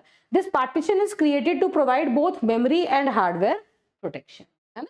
मेमोरी और हार्डवेयर को प्रोटेक्ट करने के लिए जो रैम है, उस ये स्पेस जो है उसे पार्टीशन कर दिया जाता है कि भाई हद बना दी कि भाई यूजर जो है तो ये तुम्हारी स्पेस है, तुम अपनी स्पेस में ही अपने प्रोग्राम्स को एग्जीक्यूट करो, कर्नल स्पेस में तुम एंटर नहीं कर सकते। कर्नल स्पेस में जो हार्डवेयर है उसको अनरिस्ट्रिक्टेड तरीके से एक्सेस मिलता है, आप डायरेक्टली हार्डवेयर को एक्सेस कर नहीं सकते, तो आप यूजर स्पेस में रहिए। आपको अपना कुछ काम कराना है तो आप हमें बताइए सिस्टम कॉल के थ्रू। सिस्टम कॉल जब मिलेगी तो ऑपरेटिंग सिस्टम जो होगा वो कर्नल स्पेस में जाएगा, हार्डवेयर से काम कराएगा और फिर वापस यूजर स्पेस में आके आपको रिजल्ट्स दे देगा। ठीक है, तो देखिए यूजर स्पेस क्या है? Memory space on a system available for user applications. User space processes have limited access to the system resources and must request access through the system calls to the kernel, web browser, text editor, other user application run in user space. मुझे लगता है इतनी understanding अभी तक आपकी easily बन गई होगी। ठीक है, अब देखिए ऑपरेटिंग सिस्टम के ऑपरेशंस क्या हैं। यही सब बातें जो मैंने अभी आपको बताई कि ऑपरेटिंग सिस्टम बेसिकली क्या है, ये इंटरप्ट्स के ऊपर काम करता है, इंटरप्ट ड्रिवन है। जो बात मैंने सिस्टम कॉल के बारे में बताई वही चीज थ्योरी में लिखी है, मैं सिर्फ इसको रीड आउट कर रही हूँ क्योंकि मैं ऑलरेडी आपको ये बात बता चुकी हूँ। ठीक है, तो देखिए ऑपरेटिंग सिस्टम इंटरप्ट ड्रिवन है। जैसे इंटरप्ट आता है ऑपरेटिंग सिस्टम काम करना शुरू कर देता है, इंटरनली करता रहता है, लेकिन जो भी नया काम उसको असाइन होता है वो इंटरप्ट का वेट करता है। Events are almost always signalled by the occurrence of an interrupt और अ ट्रैप। ठीक है, अ ट्रैप और एन एक्सेप्शन मतलब सॉफ्टवेयर इंटरप्ट जो है, जैसे मान लो आपने कहीं कोड में डिवाइड बाई, आपको प्रोग्राम एग्जीक्यूट कर रहे हैं, डिवाइड बाई जीरो कंडीशन कर दिया आपने, कोई ऐसा मेमोरी एरिया एक्सेस कर रहे हैं जो रिस्ट्रिक्टेड है ना, तो उस केस में हमेशा एक ट्रैप जनरेट होगा। तो देखिए it is a software generated interrupt caused either by the error like divide by zero या इनवैलिड मेमोरी एक्सेस आप करने की कोशिश कर रहे हैं, और by the user program that an OS service to be performed. मतलब कोई ऐसा यूजर प्रोग्राम जो ऑपरेटिंग सिस्टम के सर्विसेज चाहता है, किसी इनपुट आउटपुट डिवाइस को एक्सेस करना चाहता है, मेमोरी को एक्सेस करना चाहता है, तो उस केस में वो एक इंटरप्ट की फॉर्म में ऑपरेटिंग सिस्टम को रिक्वेस्ट जाती है। ठीक है, for each type of interrupt. अब ये जो इंटरप्ट हैं अलग अलग टाइप के होते हैं, एक डिवाइड बाय जीरो कंडीशन की वजह से इंटरप्ट आया, एक इनवैलिड मेमोरी एक्सेस की वजह से आया, एक कोई सपोज आईओ एक्सेस करना है उसकी वजह से आया, या एक कोई एरर आ गई उसकी वजह से आया। तो अलग अलग टाइप के इंटरप्ट्स होते हैं। और ऑपरेटिंग सिस्टम के अंदर बेसिकली ऑपरेटिंग सिस्टम के अंदर क्या होता है, ऑपरेटिंग बहुत सारी चीजें हैं जो इन सब चीजों को मैनेज करती हैं। ऑपरेटिंग सिस्टम के अंदर अलग अलग इंटरप्ट सर्विस रूटीन्स होते हैं, आईएसआर होते हैं, that is interrupt service routine. ये क्या करते हैं, अलग अलग टाइप के इंटरप्ट्स के लिए अलग अलग टाइप के आईएसआर होते हैं। रूटीन मतलब फंक्शंस बने होते हैं, पहले से कोड लिखे होते हैं कि अगर इस टाइप का इंटरप्ट आया तो ये वाला आईएसआर रन कर दो, मतलब ये इंटरप्ट सर्विस रूटीन अपने आप इंटरप्ट को हैंडल कर लेगा। मतलब अगर ये इंटरप्ट आया तो ऑपरेटिंग सिस्टम को क्या ऑपरेशन परफॉर्म करना है, ऑपरेटिंग सिस्टम टेंशन नहीं लेगा, उस वाले आईएसआर की तरफ कंट्रोल को पहुंचा देगा। ठीक है, दूसरे टाइप का इंटरप्ट आया तो उस टाइप के इंटरप्ट को हैंडल करने के लिए जो इंटरप्ट सर्विस रूटीन होगा उसके पास कंट्रोल चला जाएगा, वो अपने आप उसे हैंडल कर लेगा। तो डिफरेंट टाइप्स के इंटरप्ट्स को हैंडल करने के लिए डिफरेंट इंटरप्ट सर्विस रूटीन्स होते हैं, जो कि टाइप ऑफ इंटरप्ट के हिसाब से डिजाइंड होते हैं ऑलरेडी ऑपरेटिंग सिस्टम में। और जब इंटरप्ट आता है तो वो सर्विस रूटीन उन इंटरप्ट्स को हैंडल कर लेते हैं। तो यही बात यहाँ पर बताई है। For each type of interrupt, separate segments of the code in the operating system determine what action is to be taken and interrupt service routine is provided to deal with the interrupt. Since the operating system and the user share the hardware and software resources of the computer, operating system must ensure that incorrect program cannot cause other programs to execute incorrectly. Obviously, इसलिए जो spaces हैं वो अलग अलग हैं और interrupt based operation पर operating system आपका काम करता है। ठीक है बेटा, अब देखिए प्रॉपर एग्जीक्यूशन हो ऑपरेटिंग सिस्टम का तो हार्डवेयर में इस चीज को कैसे सपोर्ट करते हैं, उसके लिए मैंने आपसे कहा था कि जो आपका सिस्टम है वो मल्टीपल मोड में काम करता है। तो देखिए, it allows us to differentiate among various modes of execution. दो मोड हैं, यूजर मोड और कर्नल मोड। यूजर मोड की जब बात करते हैं तो क्या है, यूजर मोड में कौन है, जब हम एप्लीकेशन सिस्टम जब कंप्यूटर एप्लीकेशंस को रन कर रहा है तो वो यूजर मोड में होगा। जब हार्डवेयर से डायरेक्टली इंटरेक्ट कर रहा है तो वो कर्नल मोड में होगा। तो देखिए, the system offer two modes of operation, user mode and kernel mode. Kernel mode को ही सुपरवाइजर मोड या सिस्टम मोड या प्रिविलेज्ड मोड कहते हैं, है ना।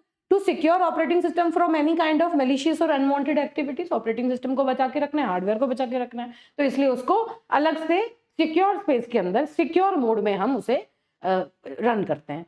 कर्नल मोड में क्या होता है, यही बात हो गई, कर्नल मोड में सारे हार्डवेयर का, रिसोर्सेज का, सबका एक्सेस है ना। स्पेसिफिक ऑपरेशन ही उस हाईली प्रिविलेज्ड मोड में हम रन कर सकते हैं। बाकी के जितने भी ऑपरेशंस होते हैं उनके लिए कर्नल मोड की रिक्वायरमेंट नहीं होती। जो बिल्कुल सिक्योर ऑपरेशंस होते हैं, स्पेशलाइज्ड प्रिविलेज्ड ऑपरेशन होते हैं, जैसे मेमोरी को एक्सेस करना है, मेमोरी में कोई मॉडिफिकेशन है, मेमोरी को रीड करना है, कुछ लिखना है, वो सारे ऑपरेशन सारे हम कर्नल मोड के अंदर करते हैं। यूजर मोड में क्या है, कंप्यूटर के रिसोर्सेज को डायरेक्टली आप एक्सेस नहीं कर सकते यूजर मोड में, तो जो एप्लीकेशंस होती हैं वो यूजर मोड में रन होती हैं, और जब भी उन्हें किसी रिसोर्सेज को एक्सेस करना होता है तो वो सिस्टम कॉल के थ्रू कर्नल को रिक्वेस्ट करती हैं। तो वो क्या करती है, सिस्टम कॉल देती हैं, कर्नल को रिक्वेस्ट करती हैं, और फिर इस यूजर मोड से कर्नल मोड में स्विच होता है ना। तो there a switch from user mode to kernel mode occurs when a system call takes place. जैसे ही सिस्टम कॉल आती है, यूजर मोड से कर्नल मोड में जाते हैं और सिस्टम कॉल को सर्विस करते हैं। ठीक है, तो देखो ये इसका बेसिक सिस्टम है। क्या है, ध्यान से देखिए किस तरह से सिस्टम कॉल काम करती है, और वो जो मोड बिट जिसके बारे में हम बात कर रहे थे वो किस तरह सेट होती है। ये यूजर मोड है, ये कर्नल मोड है, दो मोड है, this is kernel mode and this is user mode. अब जैसे ही मान लीजिए कोई यूजर का प्रोसेस है जो एग्जीक्यूट हो रहा है, प्रोसेस को एग्जीक्यूट होने के ड्यूरेशन में इसे किसी रिसोर्स की रिक्वायरमेंट है, किसी हार्डवेयर की रिक्वायरमेंट है, इसे कोई मेमोरी एक्सेस करनी है, किसी इनपुट आउटपुट डिवाइस की रिक्वायरमेंट है, तो ये क्या करेगा, ये एक सिस्टम कॉल जनरेट करेगा with the help of interrupt. अब जैसे ही ये सिस्टम कॉल आएगी, ये ट्रैप यहाँ शो किया हुआ है, मान लो इसने कोई ट्रैप किया, तो क्या होगा, सिस्टम जो होगा वो मोड बिट को 0 बना देगा। हार्डवेयर के अंदर ऑलरेडी एक बिट है, मोड बिट जिसका नाम है, उस बिट की वैल्यू को 0 पे सेट कर दिया जाएगा। तो जैसे ये मोड बिट कर्नल स्पेस में आए, मोड बिट को 0 पे सेट किया और फिर उस सिस्टम कॉल को एग्जीक्यूट कर दिया, जो सिस्टम कॉल थी उसे एग्जीक्यूट कर दिया, कौन से मोड में, कर्नल मोड में आके। एग्जीक्यूट करने के बाद जब वो जितने भी रिजल्ट्स हैं उन सबको रिटर्न करेगी, रिटर्न करने से पहले वो मोड बिट को 1 बना देगी और फिर वापस यूजर मोड में चली जाएगी। तो ये जो मोड बिट है, इसकी वैल्यू अगर 0 है तो कर्नल मोड चल रहा है, इसकी वैल्यू अगर 1 है तो यूजर मोड चल रहा है। तो हार्डवेयर के अंदर मोड बिट जो है वो बता देती है कि सिस्टम इस टाइम कौन से मोड में काम कर रहा है। तो देखिए, mode bit in computer hardware indicate the current mode, kernel है तो 0, यूजर मोड में है तो 1। When the computer system is executing on behalf of user application like web browser और word processor, system is in user mode. और जब user application कोई service provide करती है तो ये सारी की सारी चीजें जो मैंने आपको बताई वो सारी मैंने यहाँ पर थ्योरी में लिखी हुई है, ताकि एग्जाम के लिए आप इसको एक बार रीड आउट कर सकें।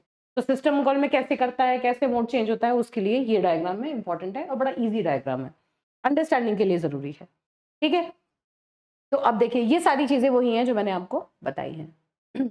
उसके बाद सिस्टम कॉल बेसिकली क्या होती है, आपसे कोई पूछ ले what do you mean by system call, what are the different types of system call, है ना। तो उसके लिए थोड़ा सा इंट्रोडक्शन यहाँ पर हमने सिस्टम कॉल का रखा हुआ है, उसको देखते हैं। सिस्टम कॉल बेसिकली क्या है, it is a way for programs to interact with the operating system. भाई ऑपरेटिंग सिस्टम से इंटरेक्ट करने का काम क्या है, सिस्टम कॉल जनरेट कर दो, ऑपरेटिंग सिस्टम अपने आप पिक्चर में आएगा, है ना। A computer program makes a system when it requests the operating system's kernel, it makes the system call, system call लिख देती हूँ यहाँ पर, ये यहाँ पर हिडन है system call. It provide services of operating system to user programs via application program interface, ये जो मैंने आपको बताया ये आपके कर्नल मोड में काम करते हैं। System calls are the only entry points into the kernel system and the executed in kernel mode. भाई सिस्टम कॉल के थ्रू ही आप कर्नल मोड में जाते हैं, कर्नल तक जाने का जो मेन एंट्री पॉइंट है वो सिस्टम कॉल, ठीक है। तो देखिए यहां पर मान लो एक यूजर एप्लीकेशन रन कर रही है ना, और इस यूजर एप्लीकेशन ने किसी फाइल को ओपन करने के लिए या किसी भी मान लीजिए फॉर गॉड सेक हमने ये मान लिया किसी आईओ डिवाइस को काम करना है, या मान लीजिए किसी फाइल को ओपन करना है, तो इसने एक ओपन सिस्टम कॉल जनरेट करी। ये सिस्टम कॉल इस सिस्टम कॉल इंटरफेस के थ्रू कहाँ जाएगी, कर्नल मोड में। आपका सिस्टम पहले यूजर मोड में काम कर रहा था यूजर एप्लीकेशन के ऊपर, मान लीजिए आपको ओपन सिस्टम कॉल मिली, इंटरफेस के थ्रू वो सिस्टम जो है आपका कर्नल मोड में स्विच हुआ। अब उसने जितने भी उसके पास रूटीन्स हैं उनकी हेल्प से उसने ओपन सिस्टम कॉल को इम्प्लीमेंट किया, है ना, और उसका सारा कोड रन किया, और फिर फाइनली जो सिस्टम की स्टेट थी उसको सेव करके कंट्रोल को वापस यूजर एप्लीकेशन को रिटर्न कर दिया। मान लीजिए इसने कोई फाइल ओपन करने के लिए कहा था, वो फाइल ओपन करके इसको दे दी, है ना। फाइल ओपन करने से पहले यहाँ पूरा चेक कर लिया कि इस यूजर को एक्सेस है भी या नहीं, तो ये जो एप्लीकेशन है ये उस फाइल को यूज कर भी सकती है या नहीं। तो ये सारी चीजें कर्नल मोड में ऑपरेटिंग सिस्टम खुद मैनेज करता है इस तरह से, ठीक बात है।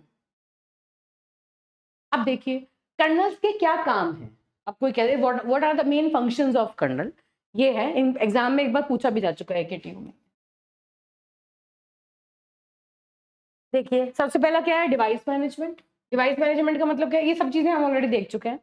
It manages an allocation of peripherals connected to the system, जो माउस कीबोर्ड जितने भी इनपुट आउटपुट डिवाइस आपके सिस्टम में है, मॉनिटर प्रिंटर, इन सबको मैनेज करने का काम कर्नल का है। मतलब डिवाइसेस को, सारी कंप्यूटर के अंदर जितने भी डिवाइसेस हैं, जैसे हमने पहले भी देखा था बफरिंग स्पूलिंग, ये डिटेल में देखेंगे हम किस तरह से डिवाइसेस मैनेज करते हैं। यहाँ सिर्फ पॉइंट्स की फॉर्म में आपको याद रखना है, कर्नल के जो फंक्शंस हैं वो डिवाइस मैनेजमेंट है, मेमोरी मैनेजमेंट है, रिसोर्स मैनेजमेंट है, और कंप्यूटर के रिसोर्सेज को कैसे एक्सेस करेगा यूजर, ये सारे के सारे जिम्मेदारियां आपके फंक्शन को दी हुई हैं। जिसमें डिवाइस मैनेजमेंट का मतलब है डिफरेंट इनपुट आउटपुट डिवाइसेस किस तरह से काम करती हैं, उनके बीच में कैसे क्या देखिए जो डिवाइसेस हैं उनके जो डिवाइस ड्राइवर्स हैं वो कैसे मैनेज होंगे, ये जो हार्डवेयर डिवाइसेस हैं या ऑपरेशन जो ऑपरेटिंग सिस्टम है किस तरह से ये डिफरेंट प्रोसेसेस को इन्हें एलोकेट करेगा, ये सारी चीजें डिवाइस मैनेजमेंट में आती हैं। मेमोरी मैनेजमेंट क्या हुआ कि जो आपकी स्टोरेज डिवाइस है, रैम है, किस तरह से आप उन्हें मैनेज करें कि जो उनका स्पेस है वो एफिशिएंटली यूटिलाइज हो सके। जैसे रैम आपकी प्राइमरी मेमोरी है, उसके स्पेस को आपको प्रॉपर यूटिलाइज करना है, नहीं करेंगे तो उसमें फ्रेगमेंटेड स्पेस दिखेगा आपको। मतलब ये वो सिनेरियो होता है जहां पर स्पेस है मेमोरी में, लेकिन आप फिर भी उसके अंदर कोई नया प्रोसेस नहीं चला सकते, कोई नई चीज ओपन नहीं कर सकते, क्योंकि वो फ्रेगमेंट्स में डिवाइडेड होता है ना। तो हम बेसिकली हमें क्या करना है, रैम को ऐसे मैनेज करना है कि ज्यादा से ज्यादा नंबर ऑफ प्रोग्राम्स हम रैम में ला सकें, क्योंकि हमें पता है कि रैम में जो प्रोग्राम है वही सीपीयू को एग्जीक्यूशन के लिए मिलेगा। हार्ड डिस्क से तो सीपीयू को डायरेक्टली एग्जीक्यूट हम कुछ करा नहीं सकते, ठीक बात है, पहली चीज। दूसरा, अगर हम किसी फाइल को, किसी इंफॉर्मेशन को परमानेंटली अपने लॉन्ग टाइम के लिए अपने सिस्टम पे सेव करना चाहते हैं तो हमें स्टोरेज देना पड़ता है। मतलब सेकेंडरी और टर्शरी जो डिवाइसेस होती हैं, जैसे आपकी हार्ड डिस्क हुई, मैग्नेटिक टेप हुई, टेप ड्राइव्स हुई, उन पर हमें सेव करना पड़ता है। तो जो लॉन्ग टाइम यूसेज के लिए हमें करना है, लॉन्ग टाइम के लिए हमें को डेटा सेव करना है, तो उन डिवाइसेस को भी हमें मैनेज करना है ना, कि कम से कम टाइम में वो डेटा हम उठा के ला सकें, डेटा को एक्सेस कर सकें। तो ये सारे काम किसके होते हैं, कर्नल के होते हैं। ये सारा मैनेज करने का काम कर्नल करता है। रिसोर्स मैनेजमेंट का मतलब क्या है, लिमिटेड रिसोर्सेज जो हैं, डिफरेंट प्रोसेसेस हैं, अलग अलग प्रोसेस सेम रिसोर्सेज की डिमांड भी कर सकते हैं। आपके पास एक कीबोर्ड है, एक माउस है, एक प्रोसेसर है, एक प्रिंटर है, मल्टीपल प्रोसेस आपके सिस्टम में चल रहे हैं, और वो मल्टीपल प्रोसेस उन कॉमन रिसोर्सेज को रिक्वेस्ट कर सकते हैं। तो ऑपरेटिंग सिस्टम का जो कर्नल होता है उसकी जिम्मेदारी है कि वो उन रिसोर्सेज को किस तरह से एलोकेट करें कि सारे प्रोसेस का काम अपना अपना चलता रहे और कोई भी प्रोसेस बहुत लंबे समय के लिए ब्लॉक ना हो, ठीक है। तो ये रिसोर्सेज को एलोकेट करना, मैनेज करना कर्नल की जिम्मेदारी है। फिर एक्सेस कंप्यूटर रिसोर्सेज, जो प्रोसेसेस हैं, रैम को कैसे एक्सेस करेंगे, रोम को कैसे करेंगे, आईओ को कैसे करेंगे, कर्नल जो होता है इन सबकी एक्सेस उसको होती है, और ये यूजर और सिस्टम रिसोर्सेज के बीच में इंटरफेसिंग का काम करता है, ब्रिज का काम करता है, जिससे यूजर इन डिफरेंट रिसोर्सेज को यूज कर सके, ठीक है। ठीक है, अब देखते हैं, चलिए। तो अब operating system services next important point है। और ये भी AKTU में पूछा गया है। ऑपरेटिंग सिस्टम की सर्विसेज भी एग्जाम में एक बार पूछी गई हैं। क्या होती हैं? तो ऑपरेटिंग सिस्टम बेसिकली क्या सर्विसेज प्रोवाइड करता है, देखिए वही सारी बातें हैं, अंडरस्टैंडिंग वही है हमारी। उसमें कौन से टॉपिक में आपको क्या चीज स्पेशली लिखनी है, बस आपको बेटा इस बात का याद रखना है। Objectives of operating system, again क्या क्या चीजें प्रोवाइड करनी है ऑपरेटिंग सिस्टम को, क्या सर्विसेज प्रोवाइड करता है वो यूजर को और सिस्टम को, है ना, सिस्टम की व्यू में क्या सर्विस देता है, यूजर के व्यू में क्या सर्विस देता है, और उसके क्या फंक्शंस हैं। तो ये सारी चीजें आपको बेसिक अंडरस्टैंडिंग लेनी है और पॉइंट्स याद रखने हैं। तो देखिए operating system service for users, user को क्या सर्विस देता है, सबसे पहली चीज यूजर इंटरफेस। हमें पता है हम जब विंडोज यूज करते हैं, आपको पता है जब हम विंडोज ऑपरेटिंग सिस्टम यूज करते हैं तो सबसे बड़ी फंक्शनैलिटी इतना सारा मार्केट विंडोज ने कैप्चर कर रखा है, क्यों कर रखा है? क्योंकि यूजर इंटरफेस बहुत यूजर फ्रेंडली है ना, बड़े आराम से हमें पता चल जाता है सिस्टम पे बैठ के कि कौन सा आइकन प्रेस करें, आइकन के ऊपर इमेजेस भी वैसी होती हैं जैसा कि उसका काम होता है, जिस तरह का डेटा उसके अंदर होता है या जिस तरह की लोकेशन पर वो हमें लेके जाता है ना। तो इजीली हम फाइल्स को एक्सेस कर सकते हैं, पूरे सिस्टम में नेविगेट कर सकते हैं। तो इस तरह से यूजर फ्रेंडली एनवायरनमेंट जनरेट करने का काम जो है वो ऑपरेटिंग सिस्टम का है। ये this is one of the most important service of operating system. वो कैसे करता है? यूजर इंटरफेस की हेल्प से करता है।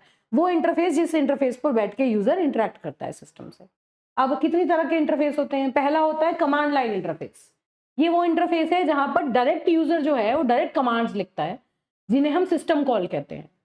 जो आज जैसे हमने कहा यहाँ पर सिस्टम कॉल जनरेट हुई, तो वो सिस्टम कॉल कई बार ऑटोमेटिकली भी जनरेट होती है, कोड भी जनरेट करता है, या यूजर अपने आप भी जनरेट कर देता है। जैसे कि हम अपने सिस्टम पे आप कमांड प्रॉम्प्ट रन करिए, है ना, कमांड प्रॉम्प्ट पे जाके आपने लिखा mkd या मेक डायरेक्टरी या रिमूव डायरेक्टरी, या आप अपना कोई सिस्टम कॉल रन करके आप अपने सिस्टम का IP एड्रेस जानना चाहते हैं, तो वो सारी चीजें उनके लिए डायरेक्ट कमांड्स होती हैं।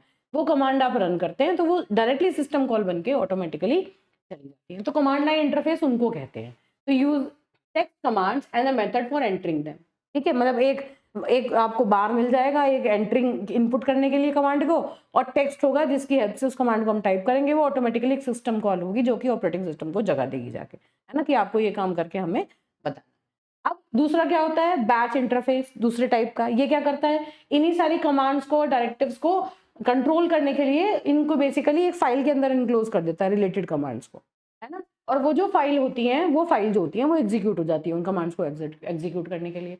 तीसरे टाइप का जो ग्राफिकल यूजर इंटरफेस है उसके बारे में हम सब जानते हैं, जो कि हम अपने डेस्कटॉप्स पे, अपने लैपटॉप्स पे यूज करते हैं। विंडोज का सिस्टम जिसमें पॉइंटिंग डिवाइस मतलब माउस होता है इनपुट आउटपुट डिवाइसेस को डायरेक्ट करने के लिए, और हम डिफरेंट मेन्यूज से या सिलेक्शंस कर सकते हैं, कीबोर्ड से एंटर कर सकते हैं टेक्स्ट को, वो सारे के सारे आपके ग्राफिकल यूजर इंटरफेस में आते हैं। तो हर एक के बारे में एक एक लाइन लिखने के लिए मैंने थ्योरी यहाँ पर लिखी हुई है। तो पहली चीज क्या है? यूजर को कौन सी सर्विस देता है? यूजर इंटरफेस देता है।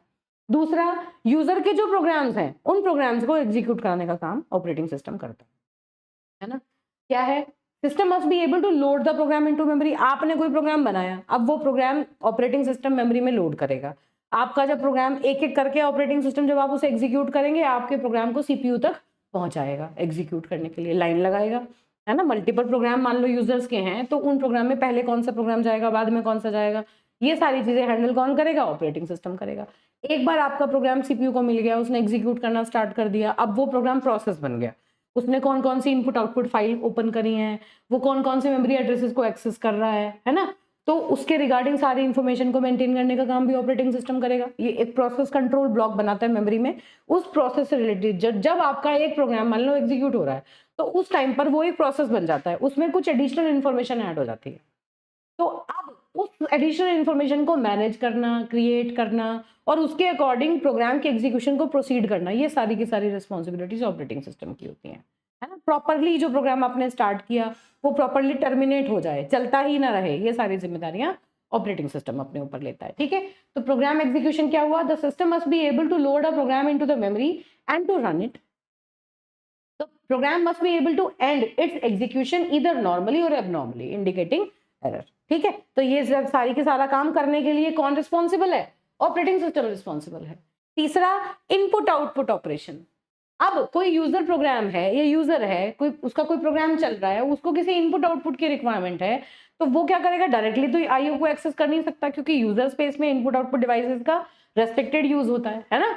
तो यूजर स्पेस में रह के user application directly IO devices को एक्सेस नहीं कर सकती। उसे किसको रिक्वेस्ट करना पड़ेगा? ऑपरेटिंग सिस्टम को रिक्वेस्ट करना पड़ेगा। Operating system input output device का एक्सेस प्रोवाइड करवाएगी।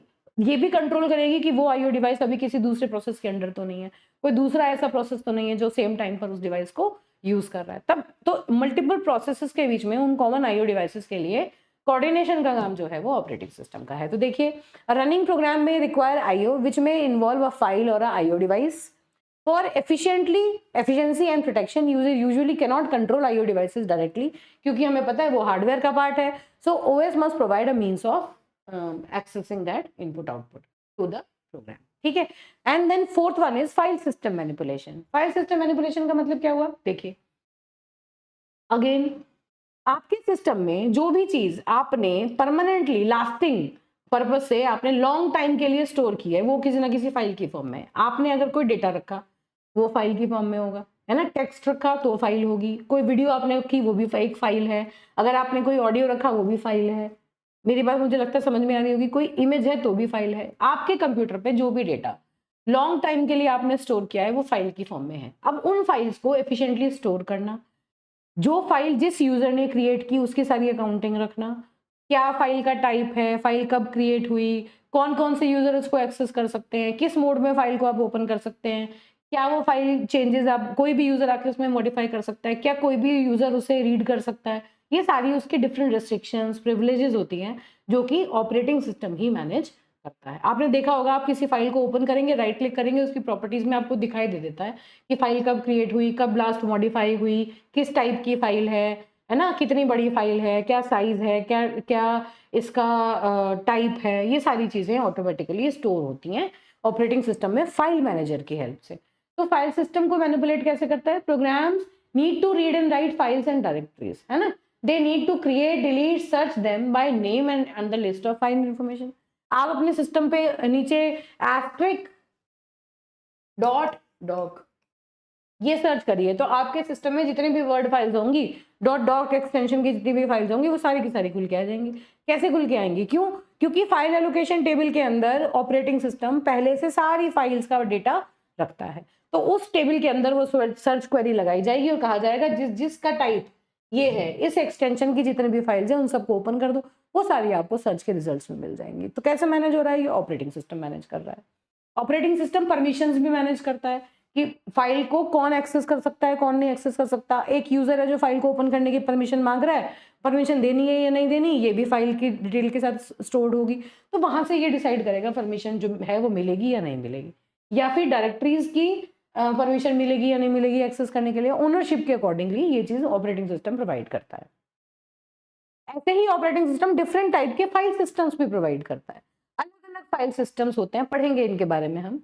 sometimes to allow personal choice and sometimes to provide specific features or performance characteristic, है ना। भाई हमें कौन सा, हमें किस टाइप का फाइल सिस्टम चाहिए, है ना, उसके हिसाब से मल्टीपल फाइल सिस्टम्स होते हैं। यूजर स्पेसिफिक चॉइस के हिसाब से भी हो सकता है, या कुछ स्पेसिफिक रिक्वायरमेंट है जिन्हें फुलफिल करने के लिए डिफरेंट फाइल सिस्टम प्रोवाइड किए जाते हैं। तो ऑपरेटिंग सिस्टम मल्टीपल टाइप के फाइल सिस्टम प्रोवाइड करता है according to the users requirement. फिर फोर्थ है कम्युनिकेशन। कम्युनिकेशन का मतलब क्या है कि दो प्रोसेस हैं आपके सिस्टम में, मान लो दो प्रोसेस एक साथ चल रहे हैं, है ना। तो उन दो प्रोसेसेस के बीच में अगर वो आपस में किसी इंफॉर्मेशन को शेयर करना चाहते हैं, दो प्रोसेस अगर एक साथ रन कर रहे हैं और वो आपस में कम्युनिकेट करना चाहते हैं, तो प्रोसेसेस के बीच में कम्युनिकेशन एस्टेब्लिश करने का काम ऑपरेटिंग सिस्टम करता है। और इस काम के लिए वो दो फंक्शनलिटीज प्रोवाइड करता है। ये किस टाइप के प्रोसेसेस हैं? ये वो प्रोसेस हैं जो कि सिस्टम में एक साथ कॉन्करेंटली एग्जीक्यूट हो रहे हैं। तो देखिए, one process exchange information with another process executing on the same और अ डिफरेंट कंप्यूटर। कैसे होता है? दो तरीके से होता है। पहला है शेयर्ड मेमोरी और दूसरा है मैसेज पासिंग। शेयर्ड मेमोरी का मतलब क्या है कि मेमोरी में ही एक एरिया ऐसा होता है जिसे दोनों प्रोसेस एक्सेस कर सकते हैं, जो कि दोनों प्रोसेस के लिए कॉमन होता है। एक प्रोसेस को अगर कोई मैसेज देना है तो वो शेयर्ड मेमोरी में उस मैसेज को लिख देता है और उसी मेमोरी को दूसरा प्रोसेस एक्सेस करके उस मैसेज को ले सकता है। मैसेज इन द सेंस कि कोई डेटा अपडेट करना है या कोई वैल्यू अपडेट करनी है, कोई कोड में चेंज करना है, तो वो शेयर्ड मेमोरी एक्सेस उसे कहते हैं। दूसरा होता है मैसेज पासिंग, जिसमें कि इंफॉर्मेशन को पैकेट्स की फॉर्म में, कुछ प्री डिफाइंड पहले से फॉर्मेट्स होते हैं, उन फॉर्मेट्स में आप पैकेट्स बनाते हैं और वो process to process operating system आपस में एक दूसरे पे मूव करता रहता है, उसे कहते हैं मैसेज पासिंग। ये दोनों इंटर प्रोसेस कम्युनिकेशन कहलाते हैं। इनके बारे में हम डिटेल में डिस्कस करेंगे यूनिट 2 में। ठीक है बेटा। अब देखिए फिर फिफ्थ क्या है, एरर डिटेक्शन। एरर डिटेक्शन का क्या मतलब है, कंप्यूटर में मल्टीपल टाइप की एरर आती हैं जब आप डिफरेंट डिवाइसेस को रन करते हैं, प्रोग्राम्स को रन करते हैं, उन सबको हैंडल करने का काम भी ऑपरेटिंग सिस्टम का है। कैसे देखिए, एरर में अगर इन सीपीयू, सीपीयू में कहाँ एरर आ सकती है या मेमोरी में कहाँ आ सकती है, जैसे आपने कोई मेमोरी एरर आ गई या आपने मेमोरी को एक्सेस करने की कोशिश की, नहीं हो पाई, पावर फेलियर हो गया, तो उस केस में डिटेक्ट कौन करेगा एरर आई, ऑपरेटिंग सिस्टम। आईओ डिवाइसेस में किस तरह की एरर आती है, जैसे कोई कनेक्शन फेलियर है, मान लो आपने कीबोर्ड अटैच किया, नहीं हो पाया अटैच, है ना, कनेक्ट ही नहीं हो रहा, वो तो एरर आएगी। वो एरर कौन हैंडल करेगा, ऑपरेटिंग सिस्टम करेगा। नेटवर्क पे नहीं हैंडल मतलब कनेक्ट हो रहा, या lack of paper in the printer, printer में पेपर नहीं है ना, आप जब यूज करते हैं तो आपके पास ऑटोमेटिकली एक नोटिफिकेशन आता है कि out of paper, the printer is out of paper, है ना, तो आपको पता चल जाता है कि प्रिंटर में पेपर खत्म हो गया, पेपर लगाना है। क्यों, और स्पेशली ये कहाँ पर, जहाँ पर एक पूरा नेटवर्क बना हुआ है, उस नेटवर्क पर एक कॉमन प्रिंटर है। आपने देखा होगा, आप लोगों की जो कंप्यूटर लैब्स होती हैं एग्जाम उसमें एग्जाम सेल्स में, आपके यहाँ जब कॉलेज यूनिवर्सिटीज में, या फिर जो नॉर्मल लैब्स हैं जहाँ पर आप अपने प्रोग्राम्स एग्जीक्यूट करते हैं या डिफरेंट कोड करते हैं, वहां पर भी मल्टीपल सिस्टम एक लैन के ऊपर कनेक्टेड हैं और एक दो प्रिंटर वहां पर लगा के छोड़ दिए जाते हैं। तो मान लीजिए कि काफी डिस्टेंस से मैंने एक प्रिंटर को कमांड दी कोई पेपर प्रिंट करने के लिए, प्रिंट हो रहा है और उस पे पेपर खत्म हो गए, तो मुझे बहुत दूर से नजर नहीं आ रहा, लेकिन आपका सिस्टम आपको बता देगा कि that printer is out of paper. ठीक है, तो ये सारी की सारी चीजें किसकी हेल्प से होती हैं, ऑपरेटिंग सिस्टम की हेल्प से होती हैं। यूजर के प्रोग्राम में एरर आ गई, कोई अरिथमेटिक फ्लो है या कोई इलीगल मेमोरी लोकेशन एक्सेस करने की कोशिश की, या फिर यूजर प्रोग्राम ने बहुत देर तक सीपीयू का टाइम ले लिया, है ना, काफी टाइम तक वो सीपीयू में प्रोसेस होता जा रहा है, बाकी प्रोग्राम्स वेट कर रहे हैं, तो उस केस में भी डिफरेंट टाइप की एरर्स जनरेट होती हैं। हर एक टाइप की एरर के लिए ओएस जो है वो एक अप्रोप्रिएट एक्शन ऑटोमेटिकली लेता है, ये इंश्योर करने के लिए कि जो कंप्यूटर की जो फंक्शनिंग है वो प्रॉपरली चले। अब उसके लिए चाहे उसे सिस्टम को बंद करना पड़े या रिकवर करना पड़े या करेक्ट करना पड़े, उसके लिए ऑपरेटिंग सिस्टम सारे आपको तरीके प्रोवाइड करता है। जैसे आप कंट्रोल और डिलीट करते हैं अपने सिस्टम में, है ना, आपका सिस्टम हैंग हो गया तो आपके पास एक कंट्रोल और डिलीट करके एक फंक्शनैलिटी है जिससे कि आप टास्क मैनेजर को चला सकते हैं, जो जो टास्क आप किल करना चाहते हैं आप उन्हें किल कर दीजिए। ये कौन प्रोवाइड कर रहा है, ऑपरेटिंग सिस्टम प्रोवाइड कर रहा है। ठीक है, तो यूजर को ये डिफरेंट सर्विसेज प्रोवाइड करने का काम ऑपरेटिंग सिस्टम का है। अब सिस्टम को क्या सर्विसेज ऑपरेटिंग सिस्टम प्रोवाइड करता है, कंप्यूटर के लिए क्या सर्विसेज प्रोवाइड करता है, ऑलरेडी डिस्कस की थी हमने ये चीज। रिसोर्सेज को एलोकेट करना, मतलब मल्टीपल यूजर हैं, मल्टीपल जॉब्स हैं एक साथ चल रही हैं, उन सबको रिसोर्सेज की रिक्वायरमेंट है, कॉमन रिसोर्सेज की डिमांड हो सकती है, तो किस तरह से वो उन रिसोर्सेज को जुडिशियली एलोकेट करे डिफरेंट प्रोसेसेस को, कि वो रिसोर्सेज भी यूटिलाइज हो जाएं और जो प्रोसेसेस हैं वो भी टाइमली रन होके अपना काम कंप्लीट करके बाहर चले जाएं, है ना। और रिसोर्सेज कौन से होते हैं, processor, memory, input output devices, files, यही रिसोर्सेज हैं जो मैनेज करते हैं। फिर दूसरा है अकाउंटिंग। अकाउंटिंग का मतलब क्या हुआ, क्या किस यूजर ने कौन सा कंप्यूटर रिसोर्स कितनी देर तक कितना यूज किया, इन सब चीजों का रिकॉर्ड बना के रखता है ऑपरेटिंग सिस्टम। पूरी स्टैट्स, पूरी स्टैटिस्टिक्स वैल्यूएबल जो होती है, जो कि रिसर्च में काम आ सकती है, मतलब आपको ये पता चल जाएगा कि किस टाइप के यूजर्स हैं जो उस सिस्टम को सबसे ज्यादा यूज कर रहे हैं। आपको सिस्टम को रिकॉन्फ़िगर करना पड़े तो आप उसकी प्री रिक्वायरमेंट पहले से जानते हैं। तो ये जो सिस्टम की जो सर्विसेज हैं या जो उसकी एफिशिएंसी है, जो उसकी कंप्यूटिंग पावर है, उसको अगर आप रिकॉन्फ़िगर करना चाहते हैं तो आपको इस चीज की अकाउंटिंग रखनी पड़ती है कि कितने यूजर कितना काम कौन से ज्यादा रिसोर्सेज का यूज करके करते हैं। ठीक है, जैसे हम ये कहें कि भाई बहुत ज़्यादा प्रिंटर यूज़ होता है, तो क्या हम इस सिस्टम पर मल्टीपल, मतलब एक नेटवर्क पर एक प्रिंटर बहुत ज़्यादा एग्जॉस्टेड है तो हम क्या 2 प्रिंटर लगा दें तो उसका काम डिवाइड हो जाएगा। एक प्रोसेसर है बिल्कुल एग्जॉस्टेड है, बहुत ज़्यादा काम है, प्रोसेसर की कैपेबिलिटी कम है, तो चलो एक क्यों ना एक प्रोसेसर और लगा देते हैं, तो जो ओवरऑल काम है वो 2 प्रोसेसर्स के बीच में डिवाइड हो जाएगा। तो ये चीज़ कैसे पता चलेगी, सिस्टम को मॉनिटर करने से पता चलती है, और ऑपरेटिंग सिस्टम ये काम करता है, डिफरेंट अकाउंटिंग इन्फॉर्मेशन वो अपने आप हैंडल करके रखता है। फिर प्रोटेक्शन और सिक्योरिटी। प्रोटेक्शन सिक्योरिटी का मतलब क्या हुआ कि जब बहुत सारे अलग अलग प्रोसेसेस एक साथ एग्जीक्यूट होते हैं सिस्टम में, तो एक प्रोसेस को दूसरे प्रोसेस के साथ इंटरफेयर नहीं करना। ना तो दूसरे प्रोसेसेस के साथ इंटरफेयर करना, ना उनके एड्रेस स्पेस में जाना, उनका डेटा लेना, है ना, और ना ही ऑपरेटिंग सिस्टम के साथ इंटरफेयर करना। यूजर स्पेस में एक प्रोसेस चल रहा है तो वो सिर्फ अपने प्रोग्राम कंट्रोल ब्लॉक जो बनता है उसका, उसमें एक्सेस करेगा, वो किसी दूसरे प्रोसेस का कोड एक्सेस नहीं करेगा। ये सब प्रोवाइड कराने का काम भी ऑपरेटिंग सिस्टम का है। अब प्रोटेक्शन ये इंश्योर भी करती है कि सिस्टम के जो रिसोर्सेज हैं वो कंट्रोल तरीके से चल रहे हैं, है ना। अब security of the system from outsiders include authentication using a password, ये पता ही हमें, to gain access to the system resources and defending external IO devices, network adapters from invalid access attempts. तो ये सारे काम भी आपका ऑपरेटिंग सिस्टम ही प्रोवाइड करता है। तो इस लेक्चर में हमने बेसिक इंट्रोडक्शन ऑपरेटिंग सिस्टम क्या है, किस लेवल पर काम करता है, जब किस तरह लोड होता है, कर्नल क्या है, कर्नल के क्या फंक्शंस होते हैं, ऑपरेटिंग सिस्टम हमें क्या क्या फंक्शंस प्रोवाइड करता है, किस तरह से यूजर प्रोग्राम्स जो होते हैं वो हार्डवेयर को यूज कर सकते हैं, सिस्टम कॉल क्या होती है, किस तरह से सिस्टम कॉल जनरेट होती है, वो सारी की सारी अंडरस्टैंडिंग हमने इस लेक्चर में ली। ठीक है, तो एकेटीयू में इससे रिलेटेड क्या क्या क्वेश्चंस आए हैं वो देख लेते हैं। कर्नल क्या होता है, डिफरेंट ऑपरेशन जो कर्नल परफॉर्म करता है उनके बारे में डिस्क्राइब कीजिए, ये सारी चीजें हैं।